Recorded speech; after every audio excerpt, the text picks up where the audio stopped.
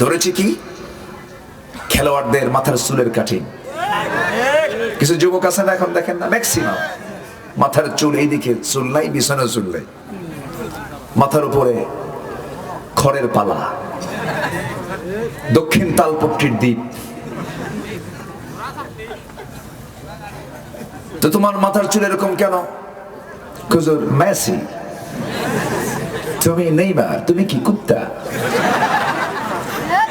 এগুলো আছে না নাই? আছে না নাই?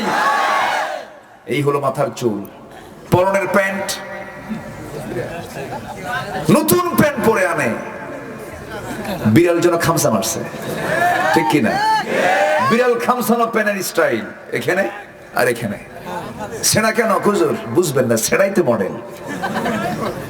জাতি কি সামনের দিকে না পিছনের দিকে? সেনা যদি মডেল হয় তাহলে ভালো কি?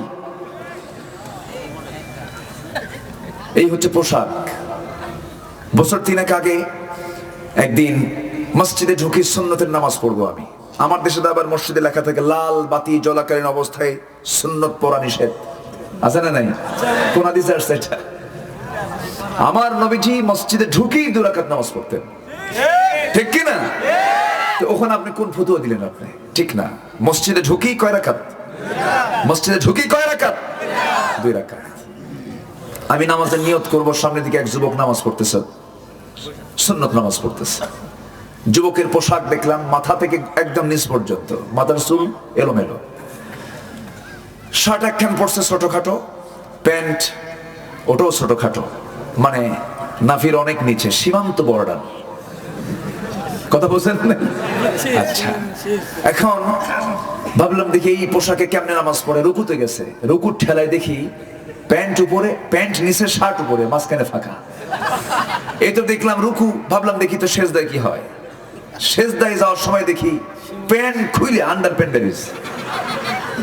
তো বললাম তোমার নামাজ তো, তোমার প্যান্ট খাইছে, তোমার তো প্যান্টে ঠিক হয়নি। আগে নামাজ না আগে পোশাক? আগে নামাজ না পোশাক? পোশাকের নীতিমালা আছে 8টা নীতিমালা। কয়টা? আজকে শেখাবো, আজকে বলবো। জোরে বলি ইনশাআল্লাহ, জোরে বলি ইনশাআল্লাহ। শিখে যাব না? তবে পোশাক নিয়ে কিছু হুজুররা বাড়াবাড়ি করে, 5 কুল্লি এটাই সুন্নাত। পাইছেন কোথায় আপনি? এটা কোথায় পেয়েছেন? ইসলামের সঠিক কোন ড্রেস কোড, মানে নির্দিষ্ট কোন ড্রেস কোড নাই। ইসলাম এত কঠিন না, ইসলাম এত কৃপণ না।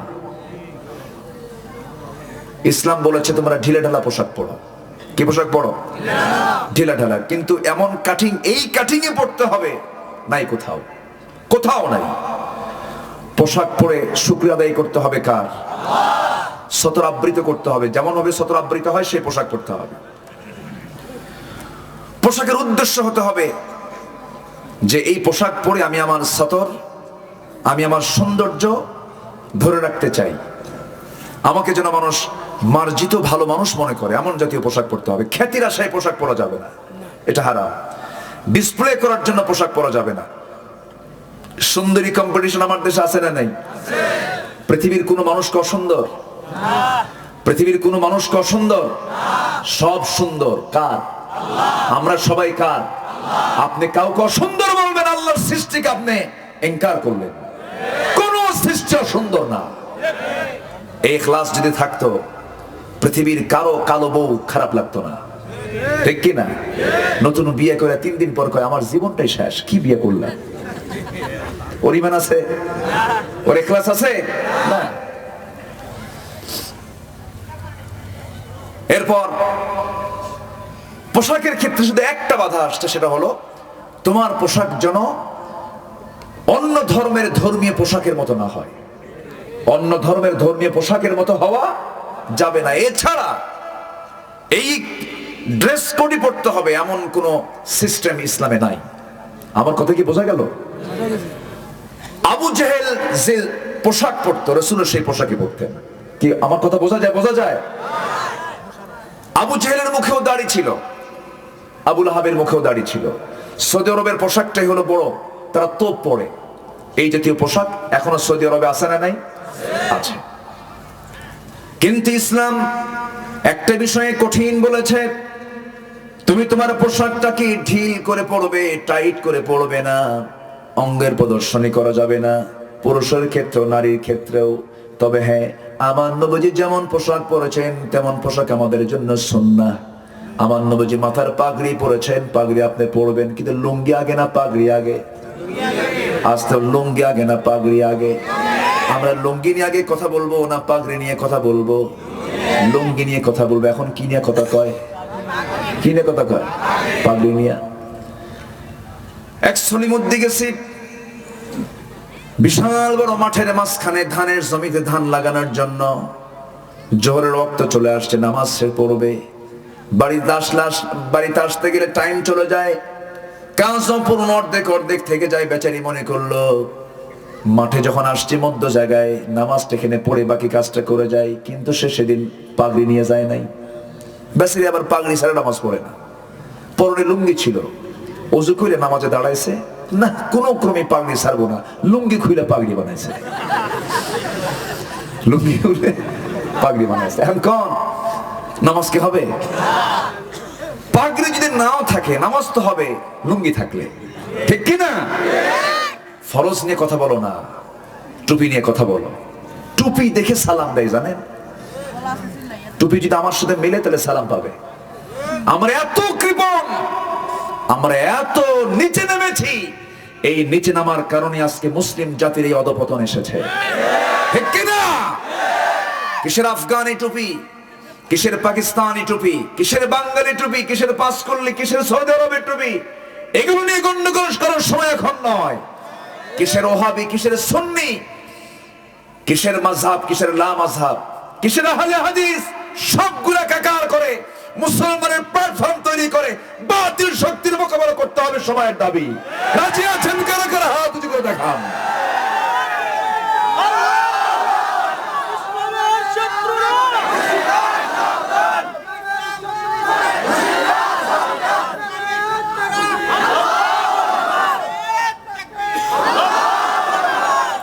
আল্লাহ সবার হাতকে কবুল করুন, জোরে বলি আমিন। চীনে মুসলমান মার খাচ্ছে বুদ্ধের হাতে, কাশ্মীরে মুসলমান মার খাচ্ছে হিন্দুর হাতে, প্যালেস্টাইনে ফিলিস্তিনে মার খাচ্ছে মুসলমান ইহুদির হাতে, আফগান ইরাকে মুসলমান মার খাচ্ছে খ্রিস্টানদের হাতে। গোটা পৃথিবীতে মুসলমান আজকে নির্যাতিত জাতি। আজকে 215টি দেশের ভিতরে 56টি মুসলিম রাষ্ট্র থাকার পরেও আজ মুসলমান মার খায় কেন?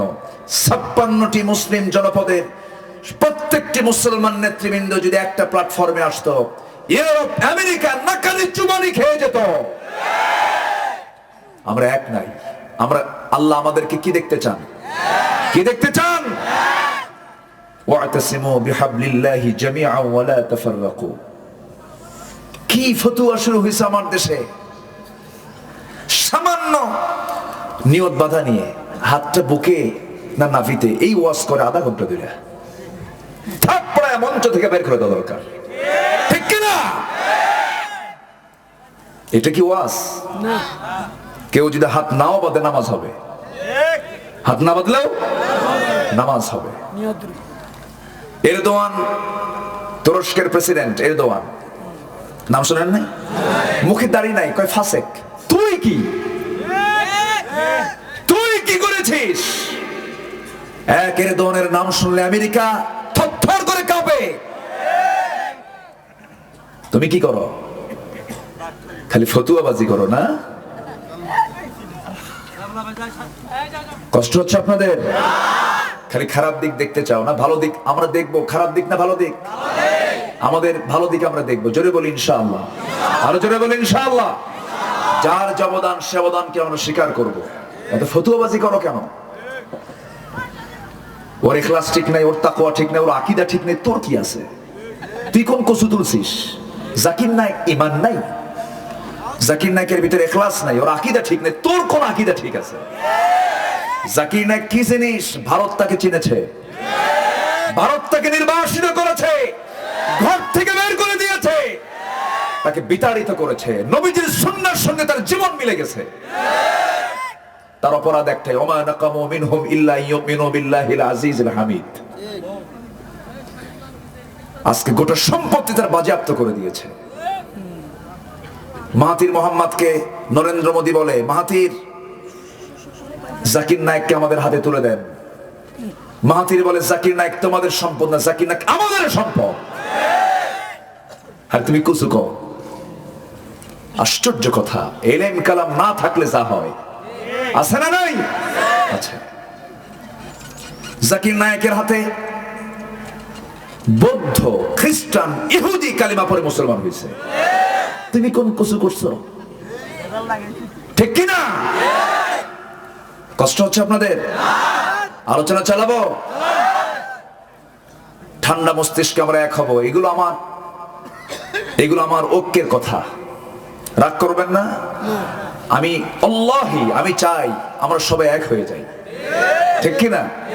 কেউ এখানে বাধুক, কখনো নেগেটিভ ভাবে ভাববো না, এটা হাদিস। কেউ এখানে বাধুক, কখনো নেগেটিভ মাইন্ডে দেখবো না, সমস্যা নাই। কেউ না বাধুক, যান মক্কায়, যান মদিনায়, আছে না নাই বলেন তো?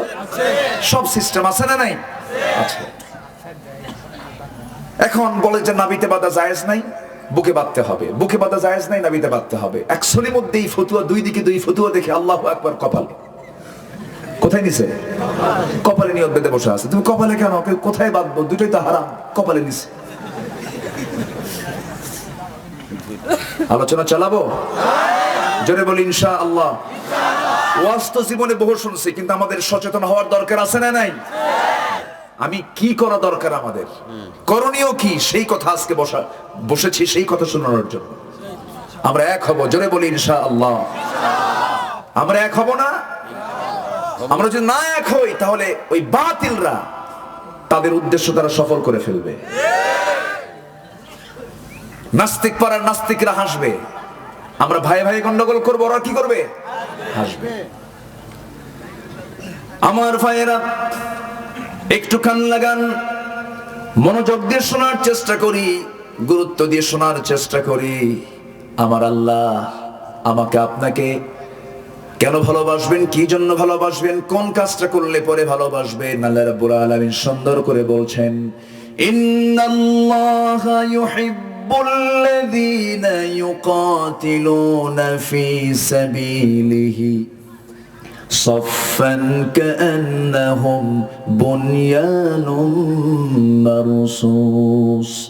আল্লাহ রাব্বুল আলামিন ওই সমস্ত বান্দাকে সবচেয়ে বেশি ভালোবাসেন যারা সীসা ঢালা প্রাচীরের মতো কাতারবদ্ধ হয়ে, ভ্রাতৃত্বের বন্ধনে আবদ্ধ হয়ে, যারা বাতিল শক্তির মোকাবেলা করে, আল্লাহর পথে যারা সংগ্রাম করে, ওই গোষ্ঠীকে আল্লাহ রাব্বুল আলামিন সবচেয়ে বেশি ভালোবাসেন। ভ্রাতৃত্বের বন্ধন মুসলমানদের বিশাল আভিজাত্য, বিশাল একটি ইতিহাস। মুসলমানরা একতার প্ল্যাটফর্মে থেকেছেন, এই জন্যই তারা গোটা পৃথিবীর নেতৃত্ব দিয়েছেন। এত গভীর সম্পর্ক মুসলমানদের পারস্পরিক ছিল যে সাহাবীদের ভিতরে স্বপ্ন পর্যন্ত মুসলমানদের এক হয়ে যেত। একটু আস্তে বলি সুবহানাল্লাহ, আরো জোরে বলি সুবহানাল্লাহ। আমার নবী ইন্তেকাল করেছেন, আমি কি শেষ করে দেব? ওঠে কে? ধরে বসে দাও, বসো। কি কষ্ট পাচ্ছেন নাকি আপনারা? উঠায় দিবেন, দেরি করে উঠবেন কেন? কোন ওঠে নাই, উঠলে খবর আছে। ঠিক না? ঠিক না। খুব যদি দরকার হয়, খুব চাপ, নিম্ন চাপ আছে না, এতে কোনো আইন মানে না। তার মধ্যে শীতকাল, লাইনও একটাই, উপায় নাই, ঘাম ঘুমো নাই, খুব সমস্যা, বেকায়দা, ডায়াবেটিস হলে তো কথাই নেই। খুব যদি সমস্যা হয় সেটা ভিন্ন কথা, কিন্তু বিনা ওজরে যখনই আপনার উঠতে মন চাবে, তখনই ভাববেন যে ওয়াসওয়াসা দিচ্ছে একজন, বুঝেন নাই? ওয়াসওয়াসা দেওয়ার জন্য একজন আছে না নাই? একটু মাথায় রাখবেন, তাহলে আর যাওয়া হবে না। আমরা থেকে যাব মোনাজাত পর্যন্ত, দোয়া পর্যন্ত, জোরে বলি ইনশাআল্লাহ। আবার কিছু কিছু লোক দেখবেন দরবার বসেছে, অনেক লোক বসে আছে, হঠাৎ করে দরবার থেকে এক লোক নাই, গেছে কই? এই গ্রুপ আছে না নাই বলেন তো? বিড়ির টান দেখে মনে হয় কি জানেন, আমার দেশের মানুষ যত বিড়ি খায়, টান দেখে মনে হয় এটা সুন্নতে আদব। এত খাওয়া খায়, ভাতের চাইতে বিড়ি বেশি খায়, আছে না নাই? কি টান মারে। এক বুড়ো চাচা, আমি লাহার হাট ভোলা থেকে আসতেছিলাম, দেখি বিশাল পদ্মার নদীর সামনে বসে এক ঠ্যাং তুলে আকাশের দিকে তাকায় বিড়ি খাচ্ছে। তো আমি ভাবলাম যে চাচা মনে হয় সিদ্ধাতুল মুনতাহা পার হচ্ছে। আসলে এরকম বিড়ি খাওয়া আছে না? এগুলো টানা যাবে না বাবাজি, এটা ইমানদারের কাজ না, এগুলো খাওয়া যাবে না। পান খান, বুড়া মানুষ, বুড়া হয়ে গেছেন, কিছু বাজার থেকে পান টান নিয়ে আসলেন, পান সুপারি খান, এটা পেটের হজমের জন্য ভালো, পানের রসটা ভালো, আপনি পান খেতে পারেন। কিন্তু কিছু কিছু লোক আছে এত পান খায়, ডান গালে বাম গালে, হরদম 24 ঘন্টা, বেতন 10,000, পান 6,000, আছে না নাই? মানে উনি এখন জন্মগ্রহণ করিয়েছেন দুনিয়াতে পান খাবিয়ার জন্যই। এরকম আছে না নাই বলুন? এরকম হবে কেন? আবার পান খান আপনি, পানের সাথে আবার হাকিমপুরি রহমতুল্লাহ আলাইহি কেন? কি আছে না নাই? হাকিমপুরি কেন? হাকিমপুরির ভিতরে যে গাছ, বিড়ির মধ্যেও যেটা লাউ সেটাই কদু, একই কথা হয়ে গেল। এই সমস্ত বদনেশা থেকে ইমানদার নিজেকে পরহেজ রাখবে। জোরে বলি ইনশাআল্লাহ, আর জোরে বলি ইনশাআল্লাহ। কোন নেশায় যাওয়া যাবে, সকল নেশার মূল হচ্ছে এই শুরু থেকে, বুঝেন নাই? এটা প্রাথমিক। আমরা নেশা থেকে নিজেকে গুটিয়ে রাখবো। জোরে বলি ইনশাআল্লাহ। কষ্ট দিয়ে ফেলছি না তো? আমার ভাইরা, ভ্রাতৃত্বের বন্ধন মুসলমানদের প্রাচীন ইতিহাস। একজনের জন্য আরেকজন জীবন দিয়ে দিয়েছেন, সুবহানাল্লাহ বলা যাবে না? একজন আরেকজনের জন্য জীবন দিয়ে দিয়েছেন। আমার নবীজি ইন্তেকাল করেছেন, ইন্তেকালের বেশ কিছু পরে কোন এক রাতে হযরত আলী ঘুমের মধ্যে, স্বপ্নের মধ্যে দেখতে পেতেছেন আমার নবীজি তার দরজায় হাজির হয়ে গেছেন। রাসূল তাকে সালাম করলেন, হযরত আলী তার সালামের জবাব দিলেন। এরপর নবীজি তার শিয়রে বসে বলছেন, আলী বহুদিন যাবত দেখি না, আজকে তোমাকে দেখার জন্য আসলাম। আলী মুখটা ফাঁকা করো। মুখটা ফাঁকা করলেন আলী। আমার নবীজি 3 আঙ্গুলে একটা খেজুর তার মুখের মধ্যে তুলে দিলেন। মুখের মধ্যে তুলে দেওয়া মাত্রই তিনি খাওয়া শুরু করলেন। স্বপ্নের ভিতরেই ঘুম তার ভেঙে গেল। ঘুম থেকে জাগা পেয়ে দেখেন তার জিহ্বার ভিতরে তাজা খেজুরের স্বাদ ফুটে উঠেছে। নবীদের স্বপ্ন মিথ্যা না সত্য? আমরা সবাই কি রাসূলকে দেখতে চাই নাকি? দরুদ পড়ব কম না বেশি? দরুদ যার জীবনে বেশি, স্বপ্ন তার জীবনে বেশি হবে। রাসূলকে দেখতে অবশ্যই তিনি পাবেন। এই জন্য সবচেয়ে উত্তম মাধ্যম হলো দরুদ পড়া, বেশি বেশি বেশি বেশি দরুদ পড়া, নবীর কথা বেশি করে মনে করা। আমার ভাইয়েরা, একটু পরে ওই সমস্ত কথাগুলো বলবো। দেখি আমার নবীজি তাকে খেজুর খাওয়া দিলেন, ঘুম তার ভেঙে গেল। তাতে খেজুরের স্বাদ তিনি জিহ্বার মধ্যে পেলেন। আবেগ আপ্লুত হয়ে পড়লেন আলী। ওযু বানালেন, নামাজে দাঁড়ায় গেলেন। তাহাজ্জুদ পড়তে পড়তে ফজরের যখন ওয়াক্ত চলে এলো, ফজরের ওয়াক্ত যখন হলো, তিনি মসজিদের দিকে রওনা করলেন। হযরত আলী প্রথম কাতারে জায়গা পেলেন না, দ্বিতীয় কাতারে জায়গা পেলেন না, তৃতীয় কাতারে মাঝ বরাবর তিনি জায়গা পেলেন। সেই সময় তো সাহাবীরা নামাজের জন্য কম্পিটিশন করে মসজিদের দিকে রওনা দিতেন। জাগে যেত, শাগের স্থানটা দখল করে ফেলতো। জাগে যাবে তার সওয়াবটা কম না বেশি? বেশি হয়ে যায়। আমার ভাইয়েরা, নামাজ যখন শুরু হয়ে গেছে, সেই মসজিদে ইমাম তো সাধারণ কোনো বেতনভুক্ত কোনো ইমাম নয়। 2 ঘন্টা 1 ঘন্টার তার ইমাম নয়। 5 ওয়াক্ত নামাজের শুধু ইমাম নয়, অর্ধ দুনিয়ার শাসনকর্তা, সেকেন্ড খলিফা হযরত ওমর ফারুক রাদিয়াল্লাহু তাআলা আনহু, তিনি মুসাল্লায় দাঁড়িয়েছেন, ইমামের মুসাল্লায় তিনি দাঁড়ান। নামাজ শুরু হয়ে গেছে। নামাজ যখন শুরু করেছেন, হযরত ওমর ফারুক রাদিয়াল্লাহু তাআলা আনহু প্রথম রাকাত 2 রাকাত শেষ করলেন, সালামটা ফিরলেন, মাসনুন দোয়া কিছু পড়লেন। ডান দিকে তাকায় দেখেন কে যেন 1 টোপলা খেজুর হাদিয়া স্বরূপ দিয়ে গেছে।